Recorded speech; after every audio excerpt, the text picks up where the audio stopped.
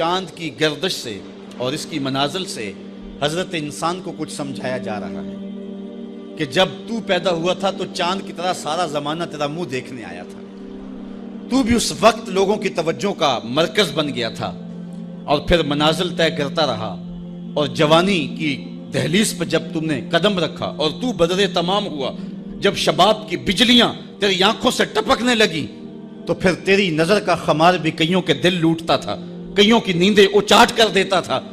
جس طرح چاند جب جوبن پہ ہو تو چکور کا دل لرزتا ہے، اور سمندر میں جوار بھاٹا پیدا ہو جاتا ہے، لہریں اٹھتی ہیں، طوفان پیدا ہوتے ہیں، تو جب بندہ بھی جوانی کی دہلیز پہ ہوتا ہے تو وہ بھی طوفان اٹھاتا ہے، دلوں میں جوار بھاٹے پیدا ہوتے ہیں۔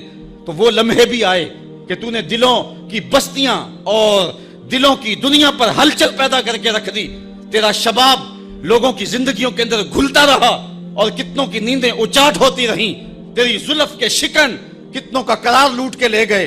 لیکن پھر وہ لمحہ بھی آیا، حتی آدھا کل ارجون القدیم، پھر بوڑھا ہو گیا، پھر تجھے کوئی دیکھنے بھی نہیں آتا، کوئی تجھ سے اداس بھی نہیں ہوتا، بچے بھی کترا کے گزر جاتے ہیں۔ کہا انسان ذرا چاند کی منزلوں کو دیکھ، یہی چاند کتنا پیارا تھا، اور آج اسی چاند کو کوئی دیکھتا بھی نہیں ہے۔ بچہ جب پیدا ہوتا ہے تو اس کی مسکراہٹ دل کھینچتی ہے، اور جب بوڑھا مسکراتا ہے تو اس وقت جو ہے لوگوں کی توجہ نہیں ہوتی۔ بچے کی زبان جو ہے وہ اڑ اڑ کے جب بولتا ہے تو اس کی توتلی زبان کا حسن دلوں میں نکھار پیدا کرتا ہے۔ ماں بھی بلہاری جاتی ہے، باپ بھی صدقے جاتا ہے، بہنیں بھی جو ہے وہ قربان جاتی ہیں۔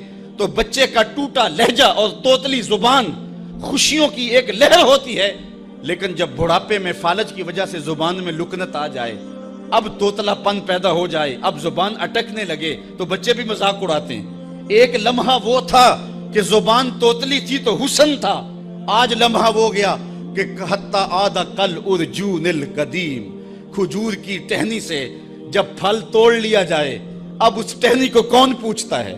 جب تک پھل آیا نہیں تھا وہ ٹہنی اچھی لگتی تھی، مالی سنبھال کے رکھتا تھا، جڑوں کو بھی پانی دیتا تھا، اور خیال کرتا تھا کہ کوئی ایسا نقصان نہ ہو کہ یہ پودا جو ہے وہ مرجھا جائے۔ پھر جوبن پہ آیا، اور جب کھجوریں لگیں تو اس نے پھر رسیاں بھی باندھی اور کھجوروں کو سنبھالنے کے لیے سب کچھ کیا۔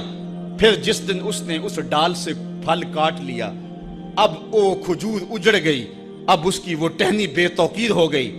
انسان کی زندگی کا جب شباب لٹ جاتا ہے اور بڑھاپے میں جب وہ کسی قابل نہیں رہ جاتا، تو پھر اس کی بھی یہ مثال ہے، حتی آدھا کل ارجون القدیم، جیسے کھجور کی پرانی ڈال ہو۔ اپنی نظر اور شرمگاہ کی حفاظت کریں۔ اس دور کا سب سے بڑا فتنہ یہ ہے کہ نگاہیں پاک نہیں رہی، نگاہیں غلیظ اور گندی ہو گئی، شرمگاہوں میں وہ تقدس نہیں رہا ہے۔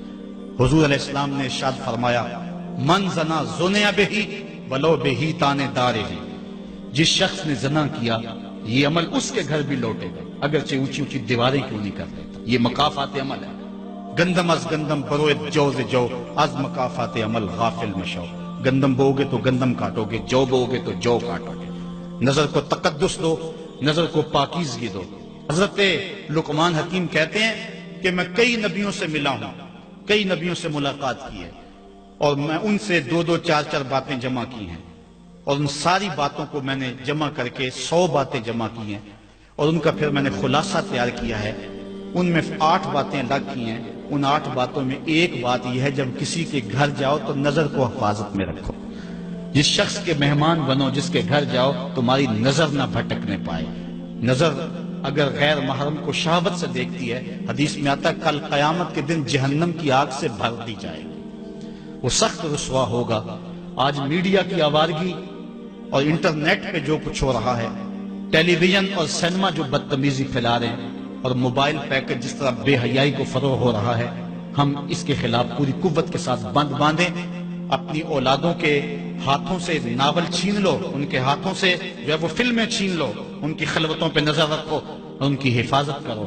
جس شخص کی نظر پاک نہیں ہے اس کے من میں طہارت نہیں آ سکتی ہے، دل پاک نہیں ہے اس کو جو ہے وہ باطن کا نور نصیب نہیں ہو سکتا۔ وائے قوم کشتائے تدبیر غیر، کارے او تخریب خود تعمیر غیر، از حیا بیگانہ پیرانے کہن، نوجوانا چوں زنا مشغول تن. کتنی حکمت والی بات کہی اقبال نے.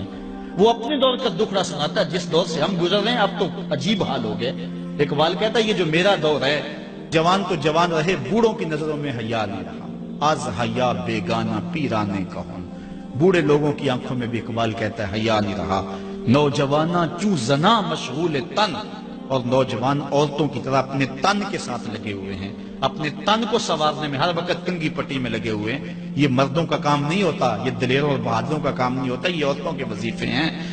در دل شاں آرزوہا بے ثبات مردہ زائن از بطون امہات. ان کے دلوں میں آرزویں کوئی اور ہی ہیں اور ماؤں کے پیٹوں سے مردہ جنم لے رہے ہیں. دخترانے او بزلف خود اسیر شوخ چشموں خود نماؤ خردہ گیر.